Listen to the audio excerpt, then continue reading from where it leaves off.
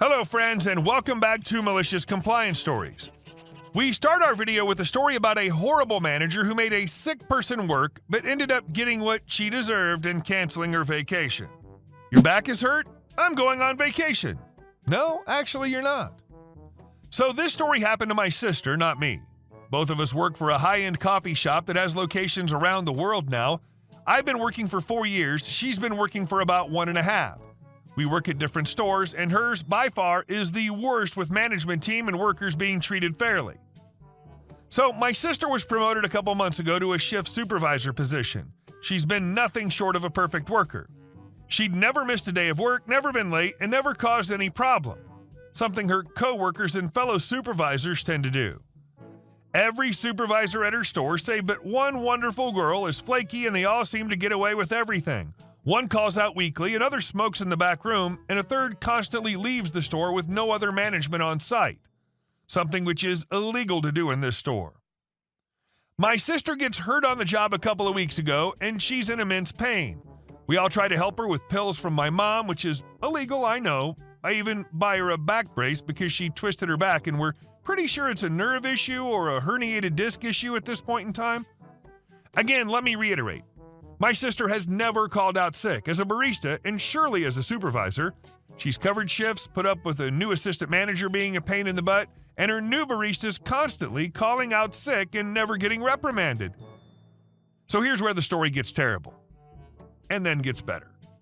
My sister's in terrible pain one day, woke up crying and is gritting her teeth as she opens her store. A new employee who she's supposed to open with never shows up, so her store opens an hour late. I'm going to paraphrase the convo with her manager, who's a lazy woman with no backbone, but it goes something like this. S is sister, M is manager, A is assistant manager. My sister goes to the back as soon as M and A get there. Sister, hey manager, remember when I told you my back was twisted from lifting those boxes last week? I was wondering if I could go home early. I'm in serious pain and I can't stand walking on my feet any longer.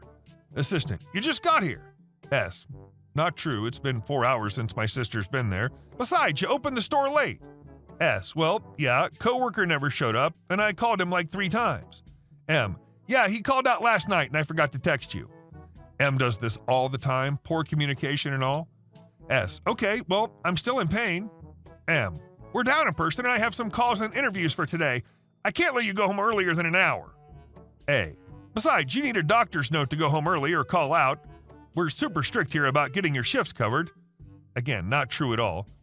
My sister is livid at this point, but backs down since she doesn't like confrontation. She agrees to go home an hour early and calls me on her break, crying. I agree to take her to a local med post after work since we won't be able to see our regular doctor sooner than a week. We go to the doctor's and he walks in instantly knowing something's wrong. Again, paraphrasing as best I can. D is doctor now. D, good evening. S, how can... He stops talking and stares at my sister, her face contorted in pain as she holds her back and gives him a fake smile. S, not good at all. D, I can see you're in pain. Tell me on a scale of 1 to 10 how bad the pain is. S, a steady 8, sometimes jumps to a 10. D, he's flabbergasted. What? How long has this been going on? S, a week, I think? She looks at me and I confirm. S, I think it's worse since I'm working and lifting boxes at work too. D, wait, you're working while in this much pain? My sister nods, looking like she's going to cry any time. The doctor immediately writes her a note and prescribes her very strong medicine, opting for her to see her regular doctor to get better x-rays. He can't say for sure, but he says it's definitely something to do with the nerves on her spine. I can't remember exactly what he said. We get to my car and my sister kind of starts laughing and crying. Sister, read this note, OP.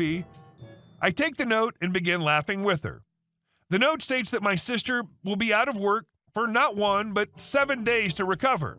When she gets back, she's not allowed to lift anything above 20 pounds, and her job requires her to put away a heavy order us openers get every morning. We immediately go to her work and give the assistant manager the note. Her eyes bulge out of her head, but she can't say anything. S, I need a doctor's note to call out, right? Here you go. Sorry about that. And we leave. Funny thing is, assistant manager was going on vacation at the beginning of next week, which was about 2 days away. Guests who had to cancel plans because one of the flaky shifts called out with a light cold. And our second story. I called the debt collector on my cousin. So here goes. A few years ago, my cousin's business closed and he ran into some issues with the law, leaving him with debt and a fine. A number of my family members pooled some money and I lent him the bulk, equivalent of $25,000 of that amount. His parents are unemployed, so they were unable to help much. He started a new business in secondhand car dealings and stuff, and I never thought much about it as I assumed he'd pay me back when he was in a more stable situation. One day, my younger brother informs me that my cousin took his family to Paris, 12-hour flight away, for a vacation. I saw it was posted on my cousin's Facebook page, but I was unable to view it, even though we're connected there, which means he probably hid it from me. I met up with my cousin after he was back and asked if there was any updates on the amount owed. He was surprised and asked about me suddenly bringing it up. I said I was aware that he took his family to Paris and asked why he didn't at least pay a certain portion back. My cousin got defensive and accused me of trying to control his life like he's bankrupt. I said that since he's in a much better financial situation, I would expect some repayments to start. I got my parents to inquire about their other siblings, my other uncles who had lent money to check on their status, and it turns out that my cousin had already repaid them about $7,000 total. I got pissed and called my cousin to demand an explanation. He said that since I was the richest of them, I didn't need the money and he would repay me last, along with some choice words about me hounding him, including, "Dude, just admit it that you're broke and need the money." I said that if I didn't hear any plans for repayment within the next few days, I would explore other avenues. He dared me to sue him before hanging up.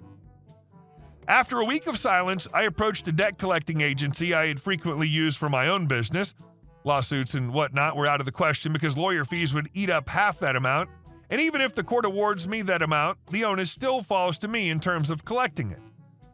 A week after that, my cousin calls me and curses me for embarrassing him at his workplace. Turns out the debt collector had headed down to his place of business and created a commotion and warned him that if he does not want to discuss an installment plan, they would visit his house and his wife's workplace. I insisted that he speak to my debt collector about any issues regarding payment from now on. My relatives, including my parents, said that I was wrong to drag an outsider in and I was too harsh as well, especially given I was aware of how the agency operates from past experience. Debt collectors are legal here, but many of their methods skirt the law in terms of legality. I'm aware, but I honestly don't see any other avenue for someone who's deliberately being difficult. And our last story. I'm the founder of this company. My father, a resilient and ambitious individual, is the true embodiment of a self-made entrepreneur. He started our company from scratch and through sheer determination successfully steered it towards remarkable growth and development. At present, I proudly manage 4 thriving stores, all thanks to his unwavering dedication. However, life took an unexpected turn when my father suffered a severe spinal injury during a skiing accident. The accident rendered him unable to walk and confined him to a wheelchair. This life-altering event left him dependent on the aid of an assistive device, and he now faces daily challenges that most of us take for granted.